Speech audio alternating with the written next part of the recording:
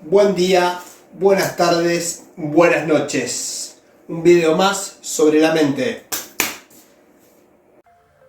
La mente ama lo conocido y te mantiene ahí. Odia y te aleja de lo desconocido para que no corras ningún peligro y así protegerte. Si lo que vos conocés es la crítica y lo que desconocés es el elogio, entonces la mente aceptará las críticas y rechazará los elogios. Tan simple como eso. Si te elogian diciéndote, me gustó mucho tu charla, tú dices, no fue nada, me olvidé la mejor parte. Si te elogian diciéndote, qué bonita camisa tienes, tú dices, hace rato que la tengo, tiene una pequeña mancha aquí. Si te elogian diciéndote, has mejorado, eres muy competitivo, tú dices, aquel es mucho mejor que yo. Tenés que dejar de hacer eso. Lo haces porque te es conocida la crítica y desconocido el elogio. Tenés que cambiar esto. Hacer conocido el elogio y desconocida la crítica. La crítica marchita a las personas. El elogio, en cambio, las fortalece. Pero tu propio elogio es el más efectivo de todos. Eso es buenísimo. Más que el de cualquier otra persona. Porque el elogio que venga de vos mismo depende de vos. Si alguien te dice, por ejemplo, eres indispensable para mí, ¿podrías venir a trabajar el sábado? O eres muy talentoso, ¿podrías hacer esta parte también? O si alguien te dice, eres tan bueno, mereces que te vaya tan bien, ¿podrías pagar la cuenta? Lo que puede ocurrir es que en realidad estén intentando manipularte. Pero cuando te reconoces a vos mismo, lo haces sin tener segundas intenciones. Esa es otra de las razones de por qué el autoelogio es más importante que el elogio de afuera. Porque depende de vos y porque sabés que no lo haces con segundas intenciones. En cambio, si esperas el elogio de afuera, podés no recibirlo, dependés de otro y podría hacerlo para intentar manipularte. La mente es negativa, nunca cree tener suficientes recursos porque cuando fue configurada había que pasar el invierno y se necesitaba acumular para ello.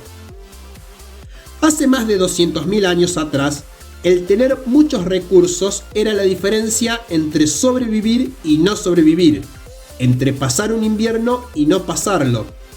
Por lo tanto, era importante que uno tuviera de todo. Si yo necesitaba carne, debía acumular mucha carne. Si yo necesitaba sal, debía acumular mucha sal. Si yo necesitaba granos, debía acumular muchos granos. Si yo necesitaba fuerza, necesitaba muchos músculos. Si yo necesitaba herramientas, necesitaba muchas herramientas. Tenía que tener muchas. Cuanto mayor cantidad de recursos que yo pudiera tener, mejor. Porque había que pasar el invierno, en el cual se estaba encerrado. Eso hoy en día ya no es así. Basta con ir a un supermercado. Hoy en día, si yo no tengo un abrelatas, lo único que tengo que hacer es ir a una tienda y comprarlo. Antes, más te valía no olvidarte de guardar un abrelatas de la época para cuando llegue el invierno. Y si podés tener dos por las dudas, mejor. Si no tengo ganas de cocinar, compro un sándwich en el kiosco y listo, ya está. Pero eso es ahora. Antes, prever con anterioridad era vital. Si se pincha la goma de mi auto y no tengo una de repuesto, llamo a la grúa y listo. Eso es ahora. Vivimos en la abundancia. Antes, más te valía que el animal con el que te trasladases no se quede a mitad de camino. Y para ello debías asegurarte de que esté provisto de todo lo necesario. Imagínate si tu caballo se cansa o no tiene agua o comida o lo que sea. Fíjate la cantidad de cosas que no tiramos a la basura por las dudas. Y la cantidad de cosas que compramos de más también por las dudas. ¿Te das cuenta de ello realmente cuando por alguna razón decides hacer una limpieza profunda o cuando lamentablemente fallece un familiar y tienes que ordenar las que eran sus pertenencias, y ahí te das cuenta que la mayoría de las cosas no tienen valor. Ahora nuestra mente ha evolucionado al grado de asociar recursos no solo con lo físico, sino también con lo intangible, digamos. ¿A qué me refiero? A que, por ejemplo, está la idea de que, por ejemplo, si yo fuera más inteligente sería más feliz. Si yo fuera más atractivo sería más feliz. Si yo fuera más fuerte sería más feliz. Si yo tuviera un pene más grande sería más feliz. Si yo tuviera músculos más grandes, si yo tuviera el cabello más largo o más cortos, si fuera más blanco o menos blanco, etc. Todos estos son pensamientos de insuficiencia. La realidad es que en el mundo de hoy no necesitamos tantos recursos. Si no, fíjate en lo siguiente: ¿cómo es posible que personas que lo tienen todo, fama, fortuna y familia, no sean felices? Bueno, porque la mente siempre busca más para estar más segura. Ahí es cuando uno ve que la mente no está bien adaptada a la realidad actual. Y la cura está en repetirte constantemente la afirmación positiva: soy suficiente. Porque es verdad. Prácticamente desde el momento en que nace, el bebé comienza a estudiar los movimientos de sus padres, sus emociones, sus gestos, sus palabras, y poco a poco los va imitando. Así podemos ver cómo el bebé sonríe si nosotros le sonreímos, cómo hace propio ese gesto tan característico de papá y mamá, o incluso cómo reconoce las emociones de los demás y reacciona ante ellas. Con el paso del tiempo, el niño aprenderá a hablar, a moverse, a relacionarse y a comportarse en sociedad imitando lo que ve en sus padres.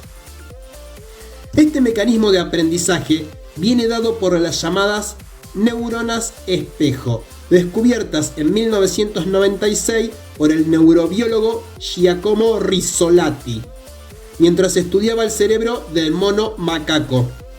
Rizzolatti observó que en el cerebro del mono se activaba un grupo de neuronas, no solo cuando el animal ejecutaba acciones concretas, sino también cuando contemplaba a otros hacerlo. Investigaciones posteriores encontraron evidencias de un sistema similar en el cerebro humano.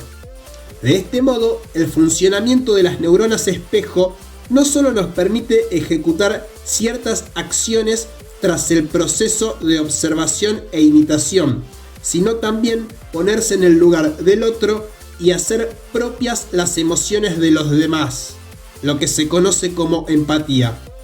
Esto explicaría ciertos fenómenos como la risa contagiosa, por qué lloramos y nos entristecemos cuando vemos a otros sufrir, o incluso por qué bostezamos cuando otros alrededor lo hacen.